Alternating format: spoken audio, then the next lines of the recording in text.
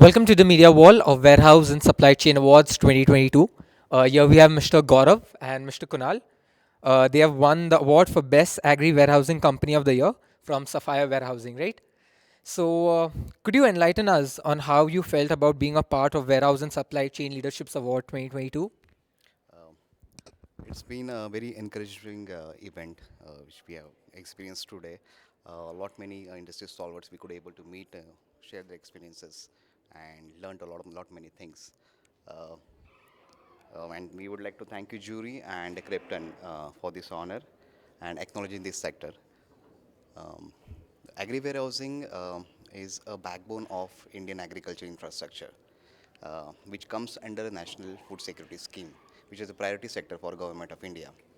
At Sapphire, it's a state-of-art agri warehousing warehouses in Punjab, located at 10 locations with a 400 acres of land, 7.5 million square feet of built-up area, with a capacity of 10.75 lakh metric ton, which is almost 25% capacity of Punjab state. Um, Regarding Sapphire sustainability, we also paved a roadmap by achieving platinum certification from Indian Green Building Council. That's one of the first kind in India, and we also that encourages other agri warehousing to go for sustainable concepts. Um, at Sapphire, we endeavored to spread our wings by connecting at a grassroots level of rural India, uh, working out the various ways to give direct benefits to the farmers and innovating new agri warehousing solutions for Indian warehousing company. Thank you. Uh, Mr. Kunal, could you, as an industry leader, what is your best piece of advice for supply chain and logistics industry? Gaurav, I'll just first I'd like to add on to what Kunal said. Okay. I mean, he's done great justice to what Sapphire is. Uh, Also, as a partial answer to your question, at Sapphire in the last 11 years, we have augmented the storage space for food grain for the Food Corporation of India to the extent of around 15 lakh metric tons of storage. We store wheat, rice, and paddy, which is part of the central pool of the Government of India. And of course, as he said, we are the priority sector.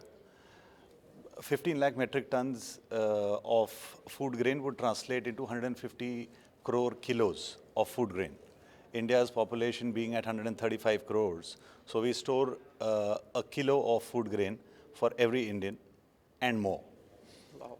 God forbid, in the time of pandemic or an emergency or during times of war, our warehouses are sufficient to service the food grain requirement of the country for approximately 25 to 26 days.